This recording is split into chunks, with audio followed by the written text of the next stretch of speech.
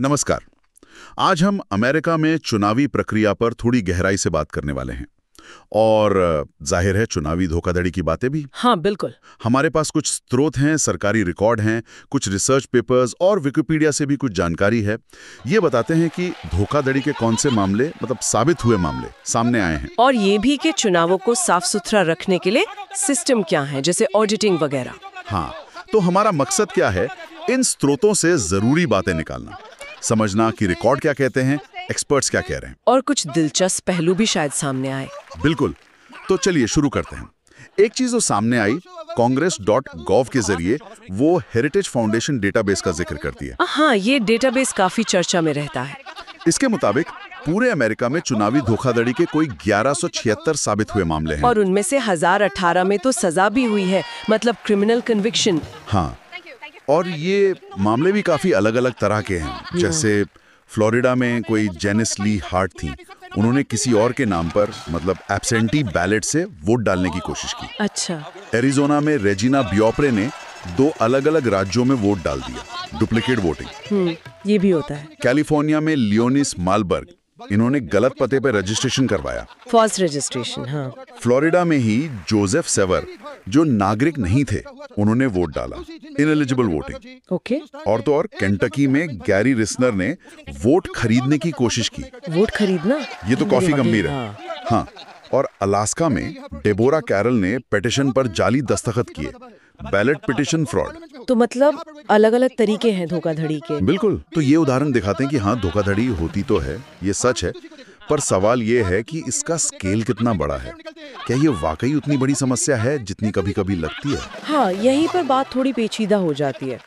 देखिए, स्रोत तो यही बताते हैं, और लॉरेन मिनेट और जस्टिन लेविट जैसे कई विशेषज्ञ भी हैं जो मानते हैं कि कुछ खास तरह की धोखाधड़ी, जैसे वोटर इम्पर्सनेशन, यानी कोई और बनकर वोट डालना, या फिर गैर नागरिकों का वोट डालना, ये असल में बहुत ही कम होता है, एक्सट्रीमली रेयर। अच्छा। हाँ, अक्सर ये गलतियों की वजह से होता है, जानबूझकर धोखाधड़ी कम होती है, और पकड़े जाने पर सजा भी बहुत सख्त है।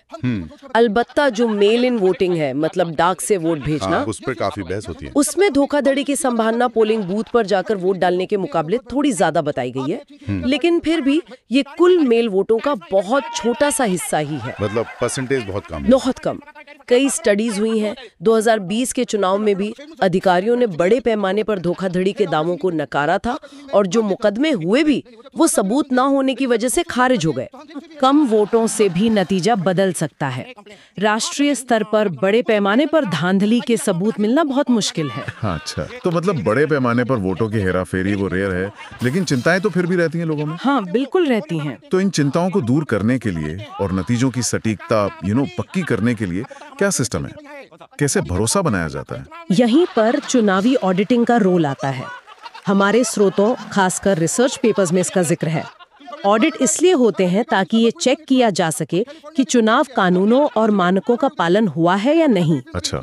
इससे नतीजों में भरोसा बढ़ता है। 2 मेन तरह के ऑडिट होते हैं।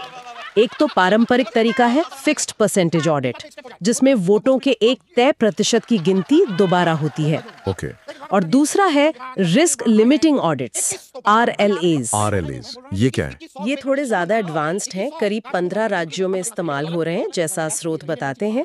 ये इस बात पे निर्भर करते हैं कि जीत हार का अंतर कितना कम है। मतलब अगर मुकाबला करीबी है तो ज्यादा वोटों का सैंपल चेक किया जाएगा, और अगर उसमें कुछ गड़बड़ी मिलती है तो फिर पूरी गिनती दोबारा करने तक की नौबत आ सकती है। ये तो काफी मजबूत सिस्टम लगता है। ध्यान लगता तो है, लेकिन एक दिलचस्प बात स्रोतों में ये भी है कि ऑडिटिंग के असर पर, खासकर ये जो पारंपरिक तरीके हैं और उनसे वोटर्स के भरोसे पर असल में कितना फर्क पड़ता है।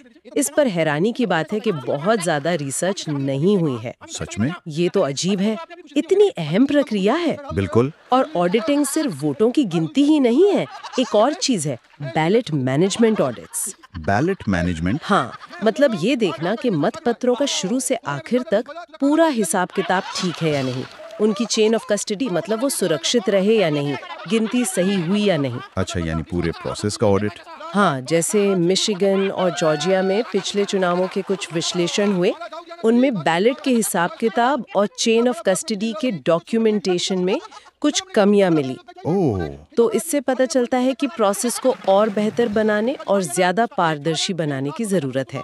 तो अगर हम सार निकालें तो बात यह है कि स्रोत मानते हैं कि हाँ, चुनावी धोखाधड़ी के असली साबित हुए मामले हैं। हेरिटेज डेटाबेस जैसे रिकॉर्ड ये दिखाते हैं, जाली रजिस्ट्रेशन से लेकर वोट खरीदने तक कई तरह के अपराध हैं। हाँ, ये सच है, मामले मौजूद हैं, लेकिन साथ ही ज्यादातर विशेषज्ञ और स्टडीज यही कहती हैं कि बड़े पैमाने पर धोखाधड़ी, ऐसी धोखाधड़ी जो चुनाव का नतीजा बदल दे, वो बहुत रेयर है। खासकर वो जिसके बारे में ज्यादा बातें होती हैं, जैसे कोई और बनकर वोट डालना या गैर नागरिकों का वोट डालना। और इन चिंताओं को कम करने और भरोसा बनाने के लिए चुनावी ऑडिट, खासकर आरएलए जैसे तरीके महत्वपूर्ण हैं। निश्चित रूप से, लेकिन जैसा हमने देखा, अभी भी सुधार की गुंजाइश है। उनके मानकीकरण में, उनकी असरदारिता पर और रिसर्च की जरूरत है, और उनके नतीजों को जनता तक साफ साफ कैसे पहुंचाया जाए, इसमें भी बेहतरी हो सकती है। हाँ, और वो बैलेट मैनेजमेंट वाली बात भी अहम है। पारदर्शिता जरूरी है। बिल्कुल, पूरी प्रक्रिया में पारदर्शिता और लगातार अच्छी प्रैक्टिस जरूरी है। तो आखिर में एक सवाल सोचने के लिए छोड़ जाते हैं। एक तरफ तो धोखाधड़ी के वो गिने चुने साबित हुए मामले हैं जो अक्सर छोटे लेवल पर होते हैं। दूसरी तरफ बड़े पैमाने पर चुनावी धोखाधड़ी की एक कहानी है जो पब्लिक में, राजनीति में चलती रहती है। इन दोनों के बीच जो एक गैप है, जो फासला है, उसे कैसे कम किया जा सकता है? क्या ऑडिट के नतीजों को और ज्यादा ट्रांसपेरेंट बनाने से लोगों की सोच पर, उनकी धारणा पर कोई असर पड़ सकता है? ये वाकई एक बड़ा सवाल है, इस पर सोचने की जरूरत है।